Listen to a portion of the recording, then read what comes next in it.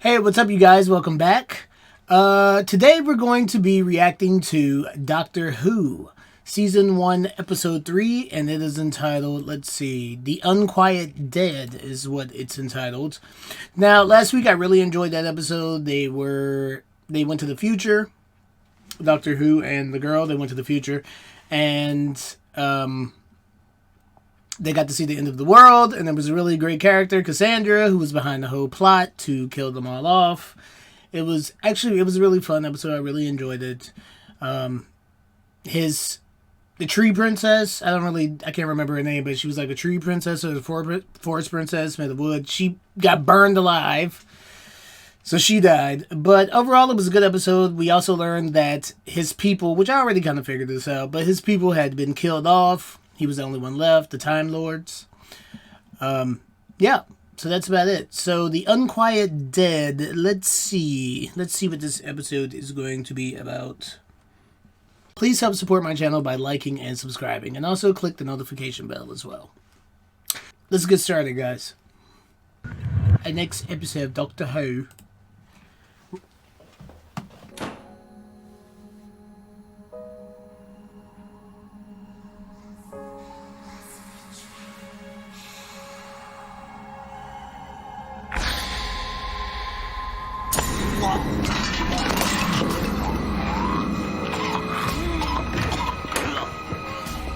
Oh no. What the?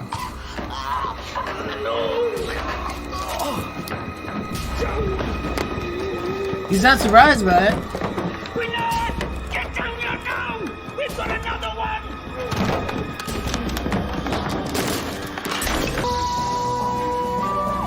Christopher Ecclesian, Billy Piper,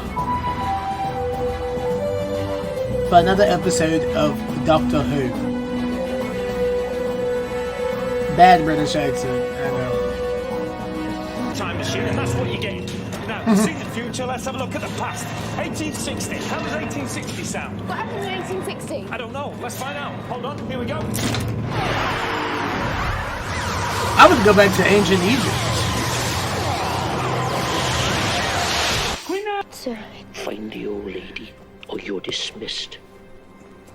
Now, look inside, girl. Look She's a deep. psychic. Where is she?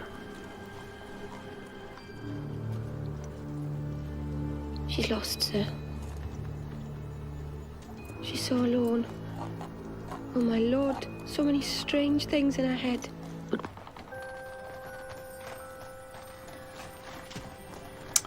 What about her mom, though? Like, does her mom notice her daughter's missing? Or is she too worried about getting compensation? No, I'm just kidding. Is she too worried about getting compensation to notice that her daughter hasn't been home in like 2 or 3 days?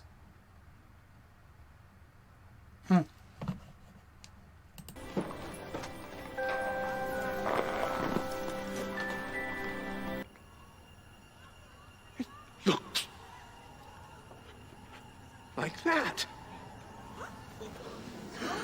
What phantasmagoria is this?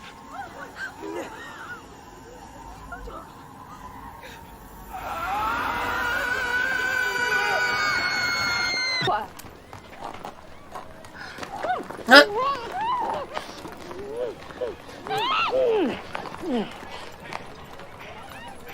What did you do that for? She's seen too much. Get her in the hearse. Legs. What do you know about that hobgoblin? He could have caught up with them. Class. I suppose who put you up to it? Yeah, mate. It's not like they were in the thanks. car. Oi, you! Follow that hearse! Wait, can't do that, sir. Charles Dickens. Yes? The Charles Dickens. Should I remove the gentleman, sir? Charles Dickens. You're brilliant, you are. Completely 100% brilliant. I read them all. Great Expectations, Oliver Twist, and what's the other one? The one with the ghost. Christmas Carol. No, the one with the trains. The Signalman. That's it. Terrifying. The best short story ever written. You're a genius. You want me to get rid of him, sir? No, I think he can stay. Honestly, Charles, can I call you Charles? I'm such a big fan. What? Big what? Fan. #1 fan, that's me. How exactly are you a fan? In what way do you resemble a means of keeping oneself cool? No, it means fanatic, devoted to. Mind you, I've got to say, It's always weird when a science fiction show incorporates historical figures into the episode. You have to be really careful with that, because Star Trek does it a lot too, but they usually can't pull it off. So we'll see if they can pull it off. Life, sir. What are we going to do with her? I don't know. Form cannot sustain. Help us.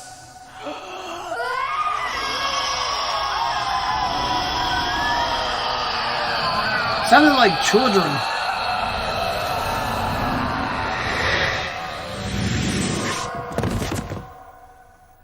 First of all, you drugged me. Then you kidnapped me, and don't think I didn't feel your hands up in a quick wonder, you dirty old man. I won't be spoken to like this. Then you set me in a room full of zombies. And if that ain't enough, you swan off and leave me to die. So come on, talk. It's not my fault, it's this house. How much do you get paid? £8 a year, miss. How much? I know. I would have been happy with 6. It was 1869. So, did you even go to school or what? Of course I did. What do you think I am, an urchin?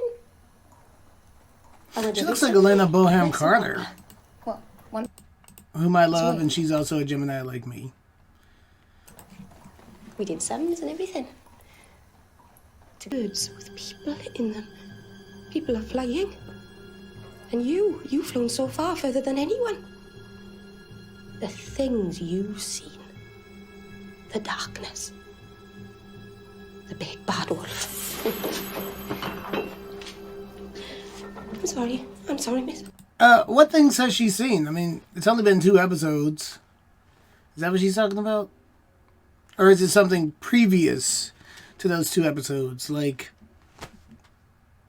her dad was a alcoholic abuser or something. I don't know. It's all right. I can't help it. Ever since I was a little girl, my mum said I had the sight. She told me to hide it. Once we had a physical form like you. But then the war came. War? What war? The Time War. The whole universe convulsed. The Time War raged, invisible to smaller species, but devastating to higher forms. Our bodies wasted away. We're trapped in this gaseous state. So that's why you need the corpses. We want to stand tall, to feel the sunlight, to live again. We need a physical form, and your dead are abandoned. They go to waste. Give them to us. But we can't. Why not? It's not. I mean, it's not. Not decent, not polite. It could save their lives. Open the rift. Let the girl through. We're dying. Help us. Pity the girl. But see, I'm thinking, you can't really die, so they're already non-corporeal, right? Train. They're already non-corporeal. So, can't they travel between dimensions on their own? Even though they can't die, because even if they die, they're still going to exist. So that makes sense to me.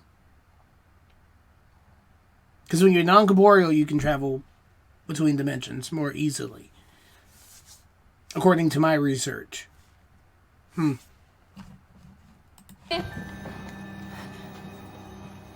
Ghosts that are not ghosts, but beings from another world who can only exist in our realm by inhabiting cadavers. Good system. It might work. Get both their point of views. I mean, besides what I was saying before, but I don't think they could actually die or not exist. But I see her point of view. Like, I don't want to see dead bodies walking around. But at the same time, it is just a body. It's not the actual person. It's a body. So Doctor Who has a good point as well. Tough one. Wouldn't it be funny if they turned out to be evil? They're like, we're helping you, the angels, blah, blah, and then they're evil at the end. Beneath the arch. You said that you were few in number.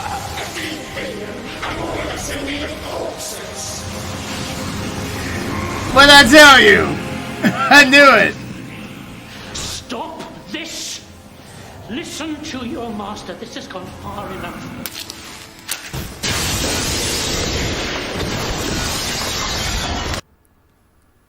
Who are you? The doctor. Just a friend, passing through. But you have such knowledge of future times. I don't wish to impose on you. Okay, guys, that was Doctor Who Season 1, Episode 3, The Quiet Undead. What to give that episode? I really liked it. I have to admit, it started off a little bit, I was like, a little slow here, you know. Not that I don't mind, like, a slow build. I actually prefer a slow build. I think that's what a lot of movies nowadays lack, slow builds. But I was thinking, it's going to be a nasty episode about, like a flesh-eating zombie or something. I was like, nah. But then once we kind of got into the plot, I was like, oh, okay, this is funny. Okay, this is good. I can work with this. Now, usually, like I said, I don't like it when science fiction shows, go back and talk with historical figures and stuff, like Star Trek. Like, all the incarnations of Star Trek used to do that. Like, not all of the incarnations, but most of the incarnations of Star Trek would do that, and it never really worked. But for some reason, here, I didn't mind it as much. Maybe because of the actor they chose to play Charles Dickens and the way he spoke. His accent, I found it really soothing, and the way he gargled his spit, it was very ASMR-like. And if you know me, I used to make ASMR videos. So maybe that was why. Maybe he just entranced me with his gargling spit, and that's why I didn't mind him as much. I don't know. But overall, I would give that episode... Now, I did have problems with the lady. The psychic lady.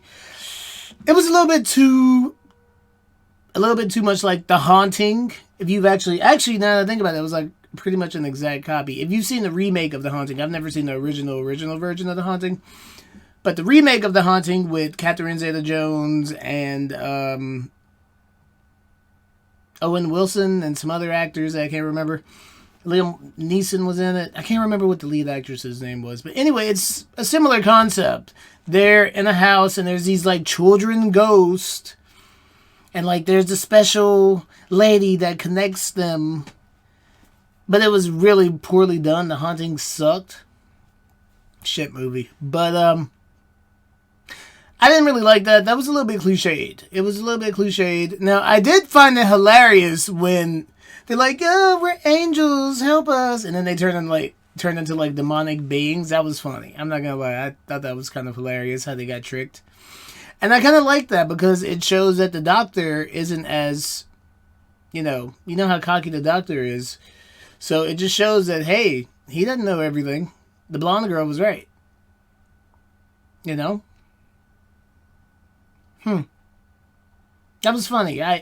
Overall, I enjoyed that episode. So I'm going to give that episode maybe a 7.5 to an 8. 7.5 to an 8. I didn't like it more than last week's episode. But I did kind of...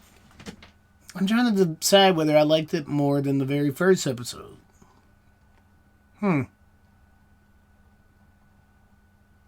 I honestly really don't know which one I prefer. Well, I guess the best thing I can do is just grade it. I enjoyed the episode a lot. Let's go with a 7.5 for now. I may change it later, but let's go with a 7.5 for now. But I hope you guys don't think I'm gonna, go easy on all the shows. I don't think I'm going easy. I'm being very honest with my opinion. Now, let's say in the future we might get to a stinker, and I'm gonna be honest and tell you that was a 2 out of 10, So be prepared for that. We haven't had a stinker yet, but I'm sure we will. I have a feeling that on the Vampire Diaries, we're going to have a few stinkers, but, okay. Even Buffy and Angel have stinkers. Go fish. Okay. Okay, guys. Thank you for hanging out with me again. And don't forget to like and subscribe, and I will see you guys next week. Ciao.